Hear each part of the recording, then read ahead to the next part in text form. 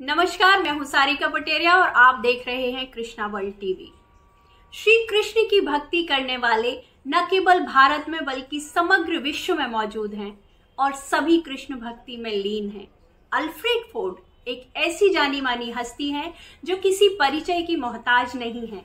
Alfred Ford जो Ford motor company के संस्थापक हेनरी फोर्ड के परपोते हैं, जो अपने भौतिक जीवन और आध्यात्मिक जीवन में कैसे संतुलन और सामंजस्य रखते हुए इस्कॉन के सदस्य बने और अपने गुरु के द्वारा देखे हुए सपने को पूर्ण कर रहे हैं।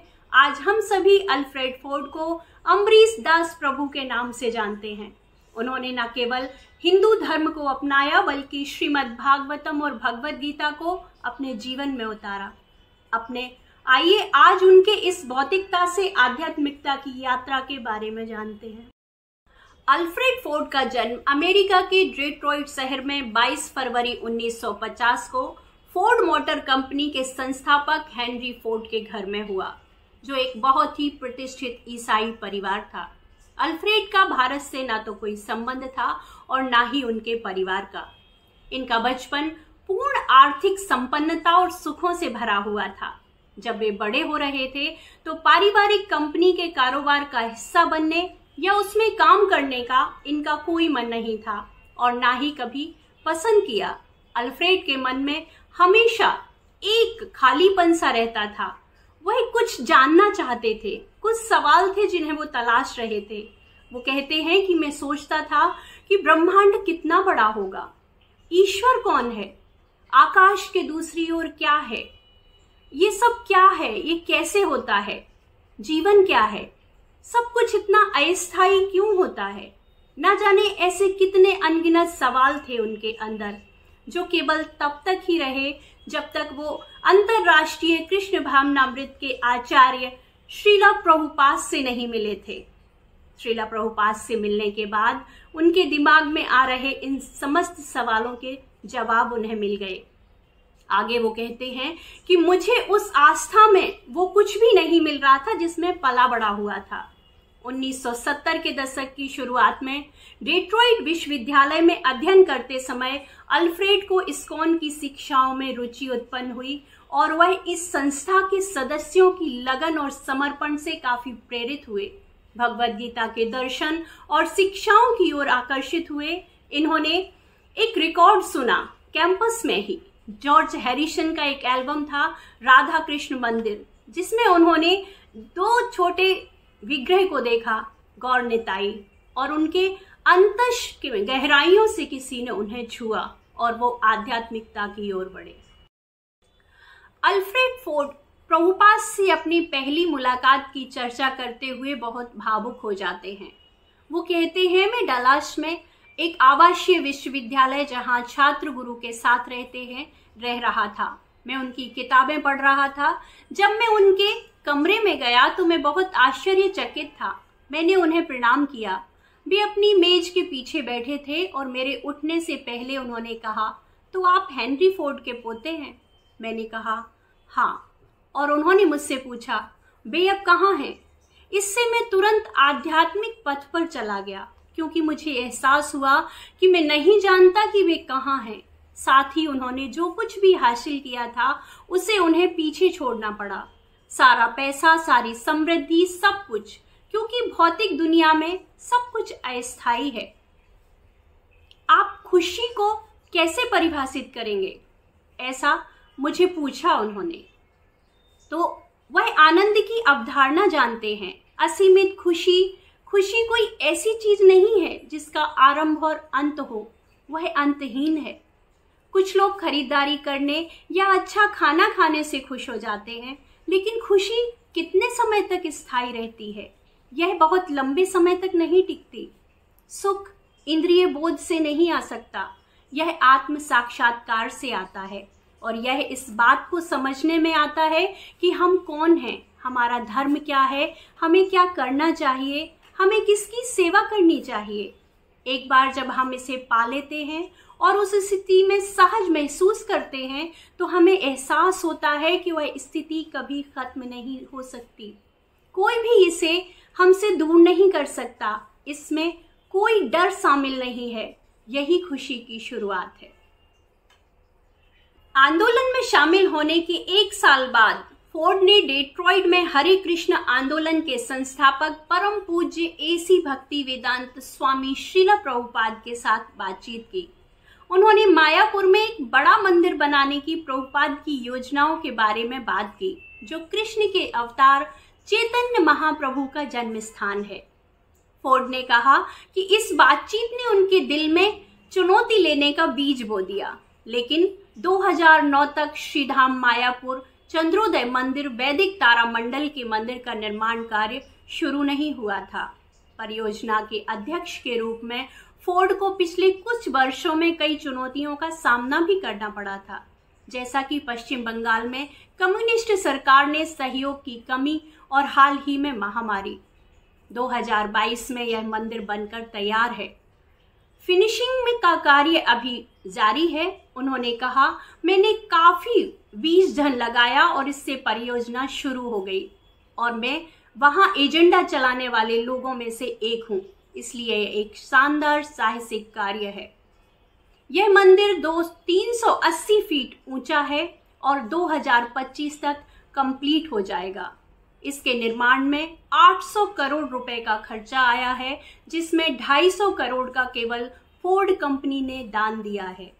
अल्फ्रेड फोर्ड ने कहा कि उनका ज्यादातर ध्यान और ऊर्जा भारत में मंदिर के निर्माण पर केंद्रित है, लेकिन वे और उनकी पत्नी उत्तरी मध्य फ्लोरिडा में स्थानीय हरे कृष्ण समुदाय से भी जुड़े हैं, जो अमेरिका में सबसे बड़े समुदायों में से एक है। मिशिगन के टोनी ग्रास पॉइंट में रहने वाले अपने प्रिय साथियों के लिए अल्फ्रेड फोर्ड हमेशा राजसी मिलनसार अल्फी के रूप में जाने जाते हैं, जिन्होंने अपनी भौतिकतावादी प्रवृत्ति को खत्म कर दिया और वह अब श्रीधाम मायापुर में अम्बरीश दास प्रभु के नाम से जाने जाते हैं, जो इस्कॉन का वैश्विक मुख्यालय है। उनके गुरु एसी भक्ति वेदांत स्वामी श्रील प्रभुपाद ने 1966 में न्यूयॉर्क के ईस्ट टाउन में इस्कॉन की स्थापना की, जिसे नियमित रूप से कृष्ण भावनामृत विकास के रूप में जाना जाता है, जो अमेरिकी युवाओं की खोई हुई आत्माओं के लिए उनके प्रकार का वैष्णववाद हिंदू धर्म का एक प्रतिबिंब हिस्सा है, जो श्री कृष्ण की पूजा करता है और पवित्र उपनिषद ग्रंथों पर केंद्रित है। 1975 में होनोलुलु के ठीक बाहर उनके दीक्षा समारोह में फोर्ड को अपना नया आध्यात्मिक नाम मिला, अम्बरीश दास प्रभु, परंतु उन्होंने कभी अपनी कुलीन पहचान नहीं छोड़ी। अल्फ्रेड की पत्नी भारतीय बंगाली महिला हैं, जिनका नाम शर्मिला है। उनकी 2 बेटियां हैं, अमृता फोर्ड और अनीशा फोर्ड। इन्होंने भी पूरी तरह कृष्ण भावनामृत को अपना लिया है। अम्बरीश दास ने मंदिर के निर्माण में महत्वपूर्ण भूमिकाएं निभाई हैं। इनके वित्त पोषण में महत्वपूर्ण योगदान रहा है। इस्कॉन के प्रति अपने समर्पण के अलावा अम्बरीश दास संगठन के बाहर परोपकारी कार्यों में भी सक्रिय रूप से शामिल हैं। उन्होंने न्यूयॉर्क शहर में Fordham university graduate school of education सहित विभिन्न शैक्षणिक संस्थानों का समर्थन किया है। वे गरीब समुदायों, खासकर भारत में बच्चों की शिक्षाओं के प्रति प्रबल समर्थक रहे हैं। अम्बरीश दास को उनके परोपकारी कार्यों के लिए कई पुरस्कार और सम्मान मिले हैं। शिक्षा और सामाजिक कल्याण में उनके योगदान के लिए उन्हें भारत के सर्वोच्च नागरिक सम्मानों में से एक पद्मश्री से भी सम्मानित किया गया।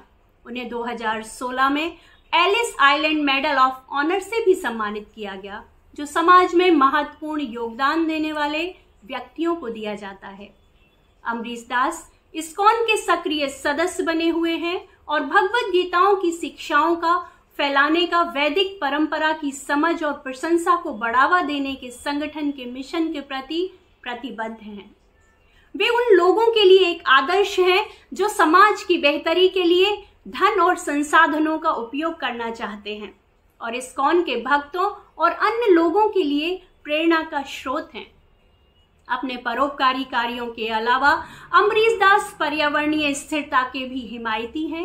उन्होंने व्यक्तियों और संगठनों द्वारा पर्यावरण पर उनके प्रभाव की जिम्मेदारी लेने की आवश्यकता के बारे में बात की है और स्थिरता को बढ़ावा देने के लिए विभिन्न पहलों का समर्थन भी किया है।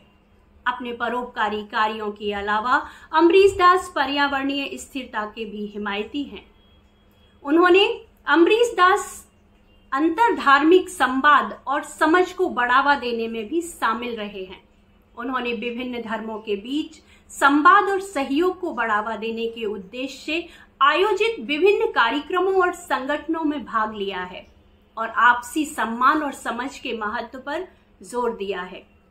अपनी संपत्ति और हैसियत के बावजूद अम्बरीश दास बहुत विनम्र बने रहे और इस्कॉन के सिद्धांतों और शिक्षाओं के प्रति समर्पित रहे हैं।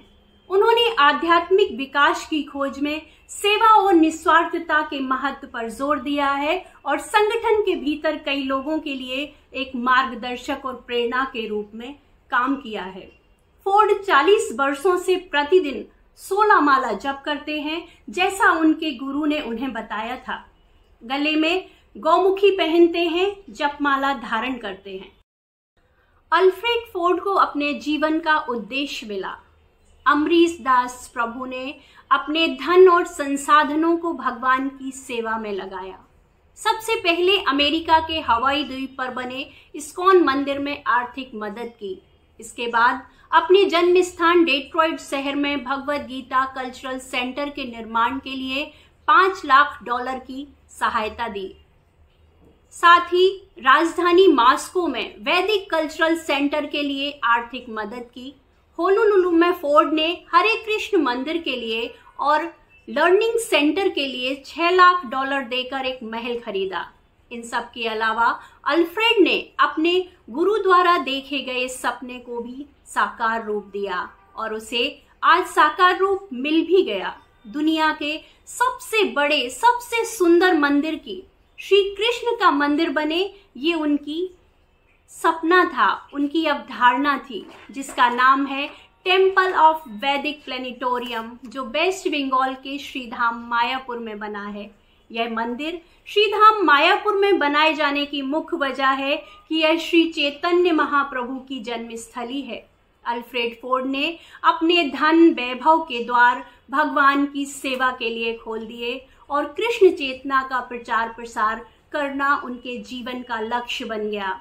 वे कहते हैं, मैं न केवल भारतीयों के लिए ही नहीं बल्कि पूरी दुनिया भर के सभी लोगों के लिए कृष्ण भावनामृत एक आध्यात्मिक विज्ञान है, इसका प्रचार करूंगा।